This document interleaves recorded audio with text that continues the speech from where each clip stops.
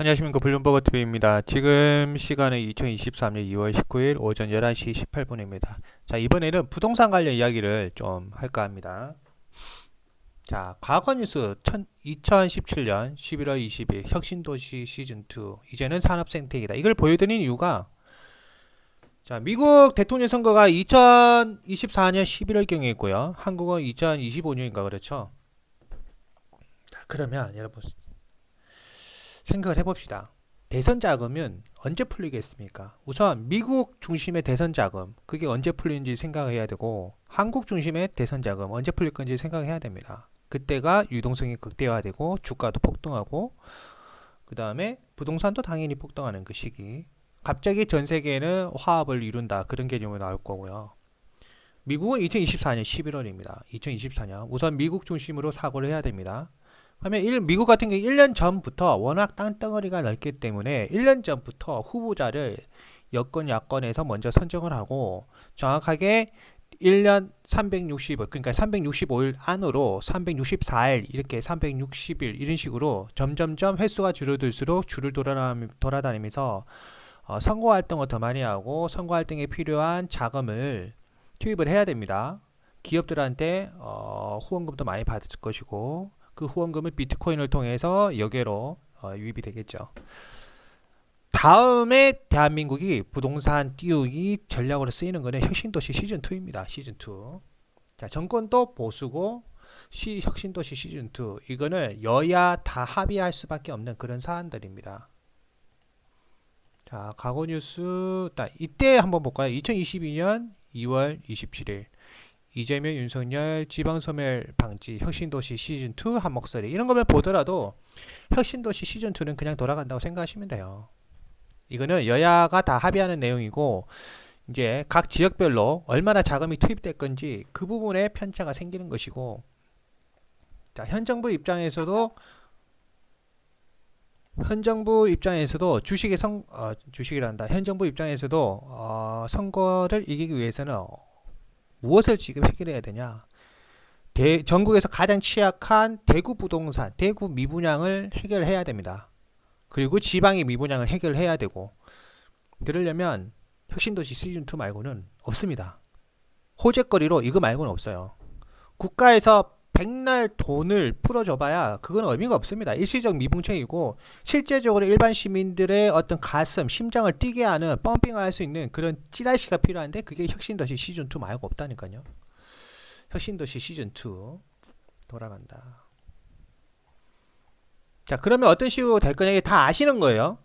새로운 그 지방 거점의 혁신도시가 만들어진 게 아니라 기존에 있는 혁신도시와 기존에 있는 지방의 구도심의 중심지를 연결하는 개념으로 발전할 것이고 기존 지방의 중심이 되는 그 구도심의 새로운 거점의 어떤 혁신도시라고 해야 되나 새로운 거점이 생기는 거예요. 어쨌든 기존의 혁신도시와 기존의 지방의 그 중심이 되는 도심 있죠. 그 두 개를 연결하는 네트워크망이 연결이 되는 그런 식으로 바뀌고 핵심은 지금 그 아직 이전하지 않은 공공기관들이 더 이전한다는 거예요. 인구가 이동을 한다. 인구가 이동한다는 거는 부동산 수요가 급증한다. 이렇게 사고를 하시면 됩니다. 전국의 혁신도시 다들 아시죠? 그런 혁신도시를 중심으로 해서 내년부터 혁신도시 시즌2가 돌아갈 것이고 그러면 파이낸싱 입장에서 혁신도시에 시즌2가 들어가면 아무래도 토목건설이 어쨌든 이루어져야 되잖아요. 건물 하나 짓더라도 어쨌든 토목건설이 이루어져야 되잖아요. 리모델링을 하더라도. 그 토목건설의 핵심은 뭐죠? 기준금리다. 미국 기준금리가 그러면 하향하는 패턴으로 가야 되기 때문에 그거 가능하냐? 가능합니다. 기준금리는 정말 미쳐봐야 올 상반기까지 유지가 되고 내년부터는 무조건 내립니다. 그거는 정말 최악의 시나리오고 빠르면 한 9월 달부터 기준금리는 본격적으로 인하를 합니다. 얼마나 내릴 거냐? 한 2.5포인트 올립니다.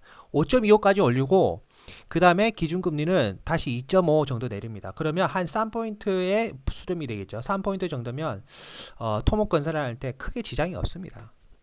자, 그렇게 보더라도 토목건설은 내년부터 활성화되기 시작할 것이고 지금이야 뭐 중내 산에 그러고 이거는 제주 혁신도시 시즌2 이런 거는 다 알고 그 다음에 데이터적 입장에서 한번 보겠습니다. 데이터적 입장에서 보면 자 대한민국은 최근에 나타난 현상이 뭐냐면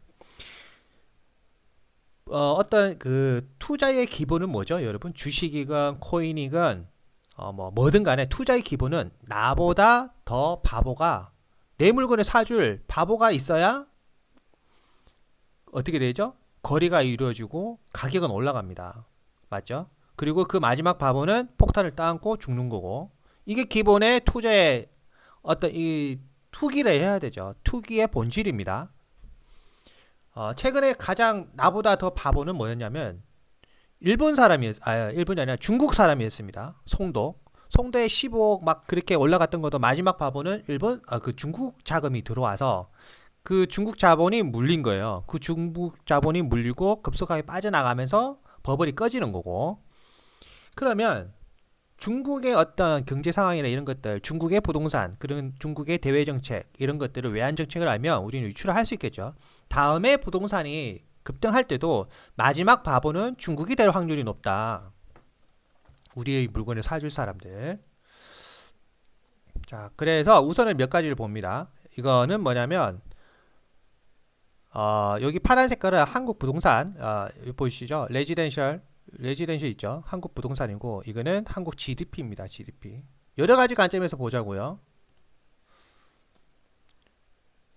우선 부동산 가격이 내리니까 GDP도 내려가죠.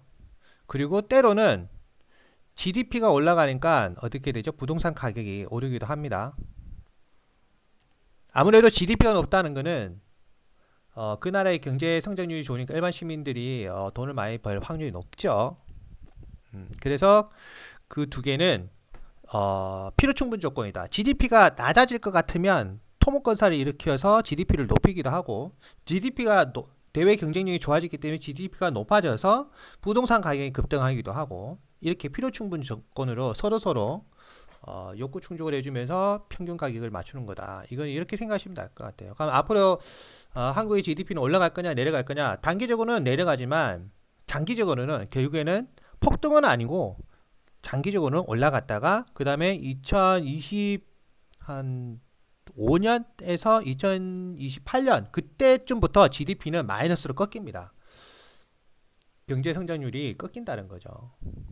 여기 보면 GDP 이거 있죠. 이게 지금은 이렇지만 내년쯤 되면 살짝 반등을 칩니다. 근데 큰 그림으로 보면 GDP는 대한민국의 GDP는 이렇게 큰 그림으로 보면 마이너스로 바뀝니다. 생산력이 줄어든다는 거죠. 왜?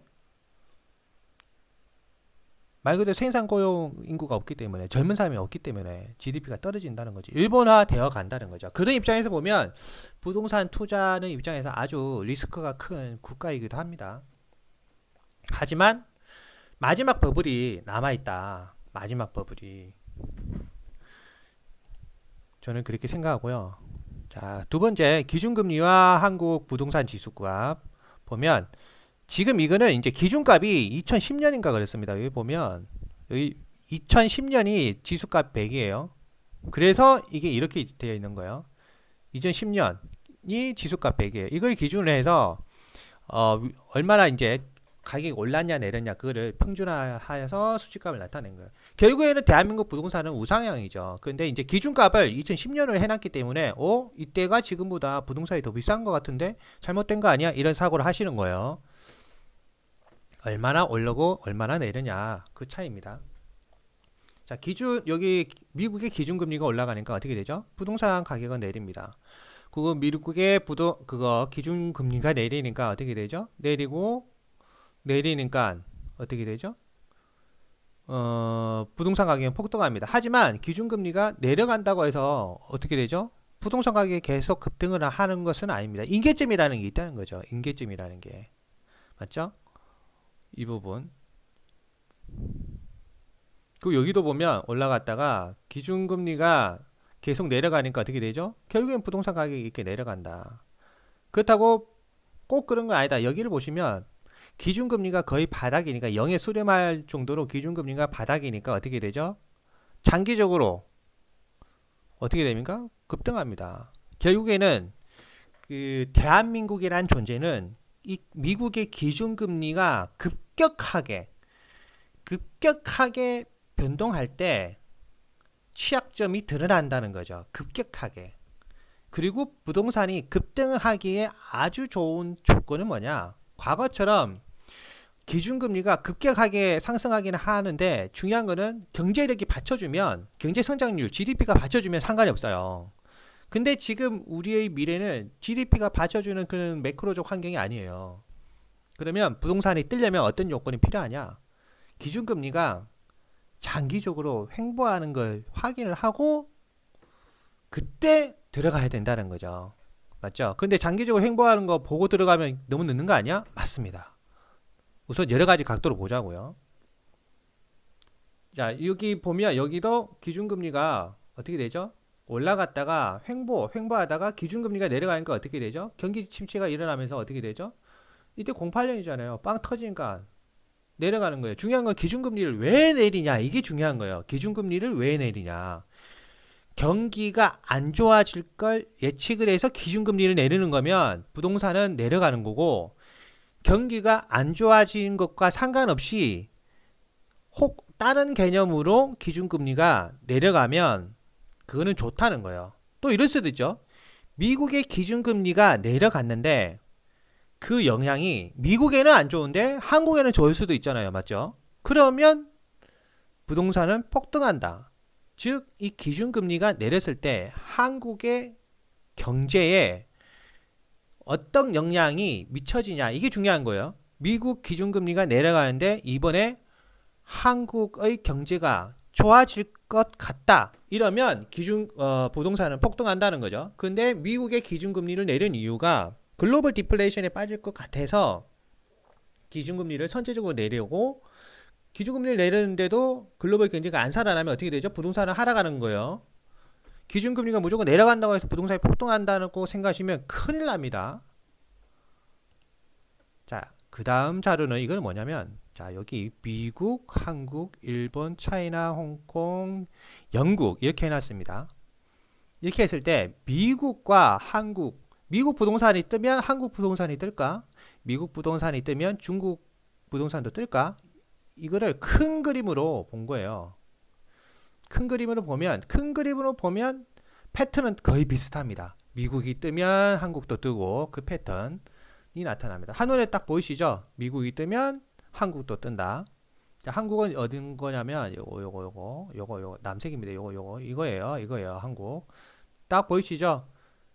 큰 그림으로 갈색을 보세요. 갈색이 한국입니다.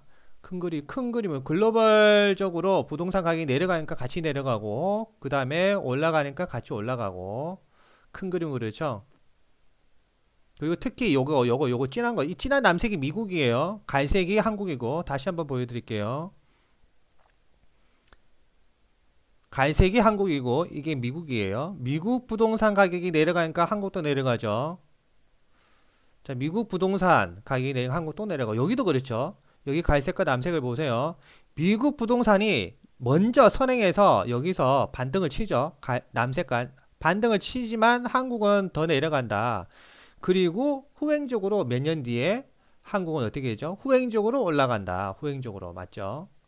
자, 이거를 보시고, 자, 이걸 보여드렸어요. 우선 과거에는 중국이 미치는 글로벌 대외 영향력이 거의 없었어요. 그래서 글로벌 부동산, 특히 한국 부동산은 미국의 부동산 그 영향력 아래에 후행적으로 따라갔지만, 중요한 거는 지금은 글로벌 매크로가 다릅니다. 잠시만요. 자, 이거는 뭐냐면 중국의 그 부동산 투기 자금이 글로벌로 이게 빠져나와서 미치는 것을 우리는 볼 수 있는 그런 자료예요. 이제는 미국의 영향력도 있지만 한국의 부동산 버블은 중국이 일으키니까. 맞죠? 가장 먼저 중국 사람들이 바로 한국으로 자금을 투입하지는 않습니다. 중국 사람들은 부동산 버블을 일으킬 때 항상 홍콩에 먼저 그 현상이 나타나고, 먼저 부동산 버블이 일어났으니까 먼저 부동산 버블이 꺼지겠죠. 자, 여기를 한번 봅시다. 여기 보시면 이 녀석 연두 색깔이 홍콩 부동산입니다. 홍콩 부동산이고 그 다음에 검은색이 차이나 본토, 중국 본토 부동산 가격이에요. 자, 여기 보면 먼저 이때 시그널이 나왔어요. 2021년 줄라이 때 홍콩 부동산이 먼저 버블을 일으키고 본격적으로 꺼졌습니다. 꺼지고 지금도 못 살아나고 있죠.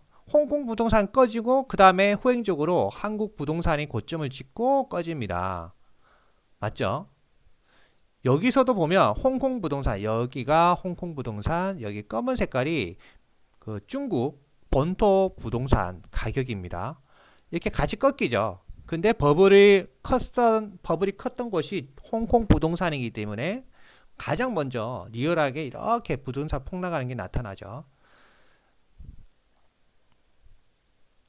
자, 이때 그리고 어떤 말이 나왔죠? 홍콩 그 자금이 어디로 쏠린다라고 이때 당시에 많이 나왔냐면 영국으로 다 쏠린다 많이 나왔습니다. 실질적으로 여기 자료를 보더라도 홍콩 부동산 자금이 2021년 줄라이 때 고점을 찍고 이때부터 빠져나간 홍콩 부동산 자금이 어디로 꽂히기 시작하냐? 영국으로 꽂히고 있습니다. 여기 정확하게 맞죠? 여기 2021년 줄라이 때 빠져나온 홍콩 부동산 자금이 전 세계로 흩어지는데 한국보다는 뉴스 그대로 정확하게 영국으로 많이 들어간 게 딱 그대로 나오죠. 그대로. 자, 그러면 앞으로 한국 부동산은 언제 사야 될 거냐? 홍콩 부동산이 반등 쳤다. 반등 치고 회복되고 있다. 그 뉴스가 나올 때 사면 된다는 거죠. 이건 어차피 후행적 자료지만 조회를 해보면 되겠죠. 그런 거는. 조회를 해보니까 아직까지 홍콩 부동산이 살아날 기색은 없다. 그리고 홍콩 부동산은 2023년 중반기 이후 바닥을 다지고 올라갈 것이다 라는 자료가 많고요. 그리고 호주 부동산은 2023년만 해도 15% 폭락을 한다고 합니다. 올해만. 자, 그러면 중국 자금은 홍콩에도 들어갔고 미국에도 들어갔을 것이고 영국에도 들어갔을 것입니다. 호주의 부동산이 올해만 15% 하락한다는 것은 어떻게 되죠? 글로벌에 영향을 미친다는 거예요. 그래서 한국 부동산 지금이 바닥이라고 사시면 곤란하다는 거죠. 이 매크로를 봐야 된다는 거죠. 여러분들이 부동산을 사시면 이 버블을 일으킬 여러분보다 더 바보스러운 누군가 매수자가 나타나야 되는데 우리 한국 사람들끼리는 네트워크망이 잘 되어 있어서 가격대를 알아요. 부동산 심리지수 이런 것도 다 알고 있잖아요. 그 알고 있는 상황에서 웬만해서는 부동산 버블이 일어나기 힘듭니다. 실수요자에 의한 바닥 다지기만 형성이 되는 거지. 맞죠? 그렇기 때문에 진정한 버블은 언제 일어나냐? 홍콩 부동산 가격이 바닥 다지고 올랐다. 이 뉴스가 나오고 호주 부동산, 호주에도 중국 사람들이 엄청나게 투자를 많이 합니다. 실질적으로 많이 가서 그 화교 세력도 강하게 확산되고 있고요. 호주 부동산 바닥 다지고 올랐다. 이거 두 개 뉴스가 나올 때 그때 한국 부동산 투자를 해도 상관이 없다는 거죠. 그럼 매크로적으로 보더라도 그게 언제냐? 2014년입니다. 2014년. 2014년에 그 뉴스가 나오는 걸 보시고 그 다음에 2014년에 기준금리가 인하가 되고 기준금리 인하하는 이유가 경기가 나빠지기 때문에 인하를 한다면 한국 부동산은 더 내려가는 거예요. 아시겠죠? 그렇게 우리가 유추를 할 수가 있습니다. 지금 대한민국에 미치는 부동산 버블을 일으켜주는 그 핵심 요인은 중국 자금입니다. 그 중국 자금이 계속 말라 비틀어지고 있다는 거죠. 제가 멤버십 강의할 때도 중국의 파이낸싱이 100이면 이 자금이 어디로 쏠린다고 말씀을 드렸죠. 가정용 레지던셜 그 자금으로 쏠린 것이 아니라 그 기업한테 자금이 쏠리고 있습니다. 지금 현재 중국 파이낸스에서 채권을 시중에 매각을 해서 매각된 대금을 중앙에서는 빨아들이겠죠. 빨아들여서 그거를 다시 대출을 해주는 과정에서 그게 100이란 수치면 이 100의 90은 기업한테 자금이 들어가고 있습니다. 10만 그 부동산 대출에 들어가고 있고요. 그러면 부동산 지금 중국 본토 홍콩 부동산 이 버블이 아직 완전하게 꺼지지 않았다는 거죠. 오히려 이 버블이 지금 한 번 더 터지고 그리고 두 번째 터질 시기가 나타난다는 거죠. 그럴 때는 글로벌적으로 그 파급력이 엄청날 것이고 그때 사도 늦지 않다라고 생각하시면 될 것 같습니다. 자, 이번 영상은 이렇게 마치겠습니다. 감사합니다.